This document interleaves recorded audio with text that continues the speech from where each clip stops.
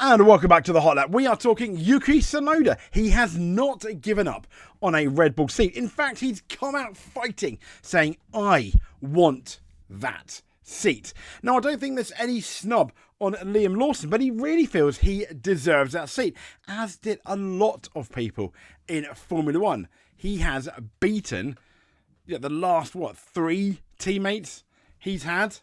Yeah, let's talk about it.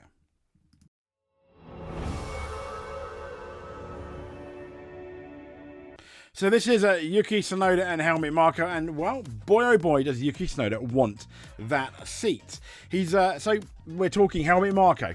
He does have the power to make and break careers in Formula One. Just think of Nick de Vries, for example. He had a big say in not wanting him to stay at Red Bull, supposedly, so he went. Christian Horner did want him. And anyone joining that Red Bull program, as we all know, it can be absolutely brutal.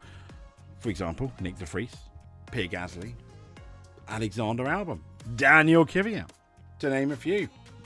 Brendan Hartley. But Tsunoda finds himself in this article from motorsport.com. They're saying in a rather tenuous position. He's about to start his 5th season with Red Bull's junior team, having been overlooked in favour of Liam Lawson. But there's a good chance, almost regardless of his performance, that it may well, quite sadly, be his last. Now, Christian Horner, the boss of Tsunoda, so desperately wants to be promoted. He's already publicly questioned whether it makes sense to keep Tsunoda in the Red Bull family if he doesn't get promoted beyond 2025. You kind of agree. He's been, I think, a record 5 years now in that team, longer than any other driver. And Red Bull's, incidentally, coincidence? I think not.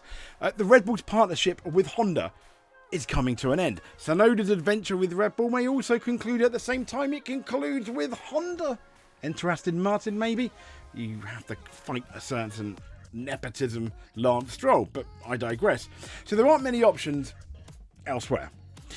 And that's often the case for ex-Red Bull Junior drivers. Not all. I mean, look at Alexander Albon, Pierre Gasly, but normally that's kind of it. And you can understand teams are looking at it, and I imagine they're saying in their heads, if you weren't good enough for Red Bull, why should you be good enough for our team?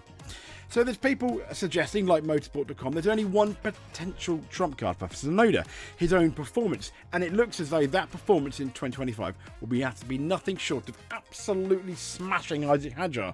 Not that we've got a problem against him, but Tsunoda most certainly will want to have one because he needs to destroy him to even have a chance, I think, for the Red Bull teams. And Liam Lawson, incident, it needs to not do particularly great against Max Verstappen. I think 2 things really need to happen. But if he does destroy Isaac Hadjar, which I don't think he will, because we're dealing with another talented guy, other teams may raise their eyebrow. But if he does deliver, the story could maybe not end, and it could take a U-turn. Could it still lead to that long-awaited promotion to Red Bull? If Tsunoda's fast and consistent, if he finally proves he can perform under the pressure and starts communicating on the radio with composure, which is what Red Bull wanted. They suggested, for example, the reason why they picked Liam Lawson over Yuki Tsunoda is mentally Liam Lawson was stronger. Interesting.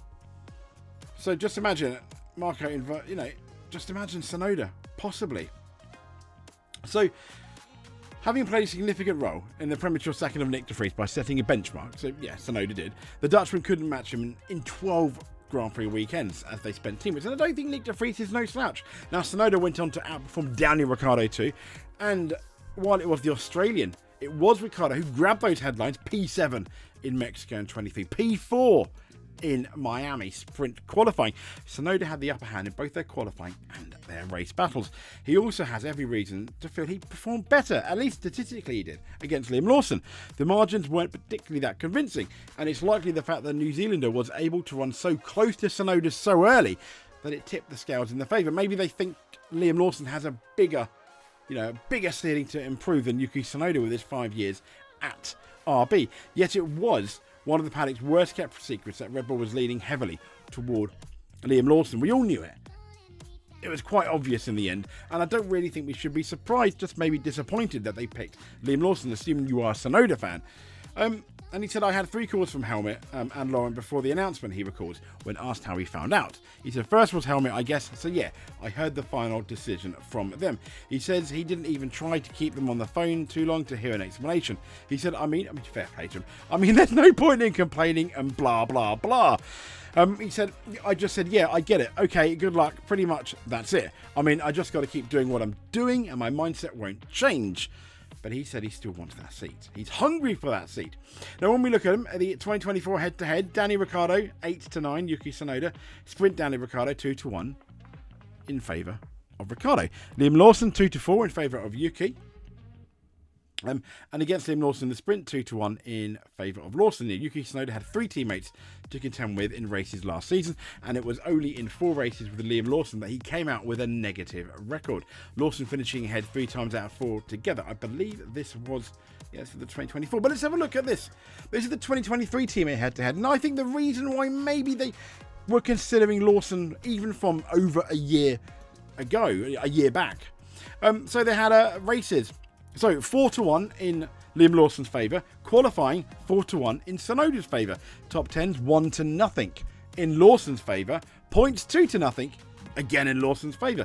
Sprints 1-0 in Yuki's favour. So yeah, okay, that's, you know, fairly telling. Now the Danny Ricciardo for the 2023 3-4 in Yuki's favour. 3-4 in Yuki's favour for qualifying. Top 10s 4-1 in Yuki's favour again. Points 15-6 in Yuki's favour. Sprints 1-1, so it doesn't look too bad. And obviously he completely destroyed. Well, I don't say completely destroyed, but he did, you know, fairly good against Nick de Vries. It was 8-2 in races, 8-2 in qualifying, beating him. 2-0 in top 10s, 2-0 in points, and 1-1 equal on sprints. And Tsunoda's this bit got me. Tsunoda, he drew interest from Alpine, Sauber, Audi and Haas, but Red Bull refused to release him, and that's something I don't really understand. Bearing in mind they potentially knew that they wanted Lawson all along. They kind of screwed over Daniel Ricciardo in Singapore really, really bad, and Yuki Tsunoda didn't get what he wanted, but they wouldn't release him. And then Horner has, if that is true, Horner has the audacity to be like, maybe we'll release him in 2025 if he can't get promoted. And Yuki Tsunoda came out saying, if they choose Liam, it would be weird. That's before they chose Liam. And I completely, you know, I get where he's coming from. It probably would be a bit weird. And he said, Liam did a really good job when he drove in the team, but I think I did more than that. Savage. But yeah, he believes in himself. I'm sure Liam Lawson believes he's better than Yuki Tsunoda. So Tsunoda qualifying head-to-heads in 2023, 10-1. I mean, as you can see him here against Lawson, 16-9 beating Ricciardo, 8-2 beating Nick de Vries, and this is since 2023. So 34-12 again, you know, winning against his teammates. And they say, you're not going to be able to see too much of it, but they say it's Yuki Tsunoda mentally, you know, it's mentally not as tough as Liam Lawson, doesn't lose his head. As you can see here, driver swap. Are you kidding me now? Yuki Tsunoda said. But Yuki, we need to calm down. Yuki, I'll tell you what we're doing. We close up and then we swap. Yeah, but tyres, damn it, etc., etc., etc. Getting angry on the radio.